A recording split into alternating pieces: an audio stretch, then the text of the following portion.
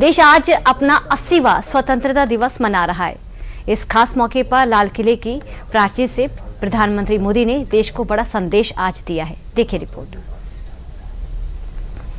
हमारे मध्यम वर्गीय परिवारों के सामने एक बहुत बड़ा बोझ बन चुका है कोचिंग क्लासेस की स्पर्धा। हर माँ बाप को लग रहा है कि कोचिंग क्लास में बच्चे को नहीं भेजा तो हम प्रतिष्ठित परिवार नहीं है। इन गरीब और मिडिल क्लास परिवारों की हम चिंता करते हुए हजारों करोड़ रुपए का उनका खर्च है वो भी बचे, बेटे भी अपने आसपास रह सके, उनकी देखभाल हो सके, परिवार पर आर्थिक बोझ न आए।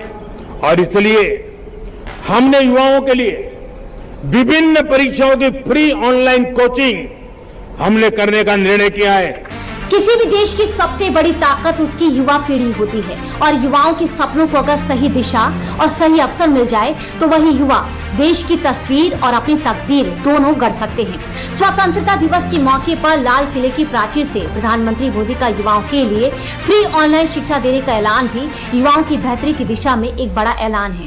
और साथ ही नक्सलवाद और माओवाद देश की तरक्की और नीतियों में किस कदर बाधा है, इसको लेकर भी जमकर बरसे। वर्षों तक देश की सत्ता में माओवादी सोच के लोग गलियारों में अपनी जगह बना करके बैठे थे। सरकारी कमेटियों में सलाहकार के रूप में भी ये माओवादी सोच ने नीतियों को प्रभावित किया था। मेरे प्यारे देशवासियों,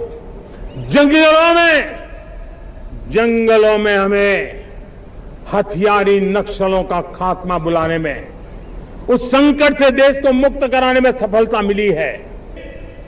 हथियारी नक्सल तो गए, लेकिन दिमागी नक्सल, ये दिमागी नक्सल मौके की तलाश में है।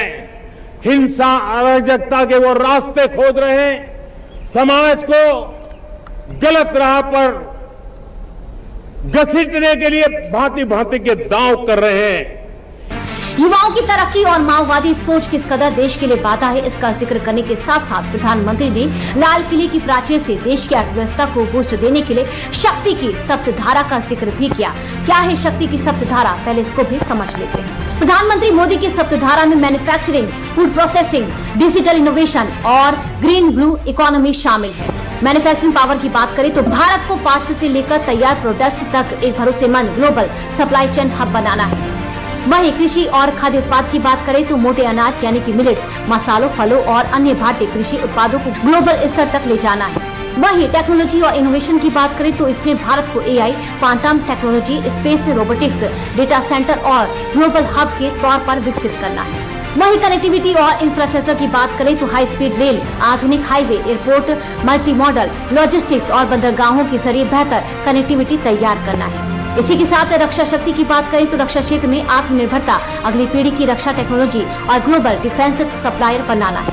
ग्रीन और ब्लू इकोनॉमी की बात करें तो इसमें green hydrogen, renewable energy, storage, green mobility और मैन्युफैक्चरिंग शामिल है। इसी के साथ भारत की सॉफ्ट पावर की बात करें तो इसमें योग, आयुर्वेद, होलिस्टिक हेल्थ केयर, संस्कृति और भारत की आध्यात्मिक विरासत का लाभ भी उठाना है। प्राचीर से मैं देश के सामने शक्ति की सप्तधारा का आवाहन करता हूं। आने वाले 5-7 साल में जो पिछले 5-7 दशक में नहीं हुआ, वो सप्तधारा के सामर्थ्य से, शक्ति से हम देश को नई ऊंचाई, नई गति देंगे और नए लक्ष्यों को पार करने वाला सामर्थ्य देंगे।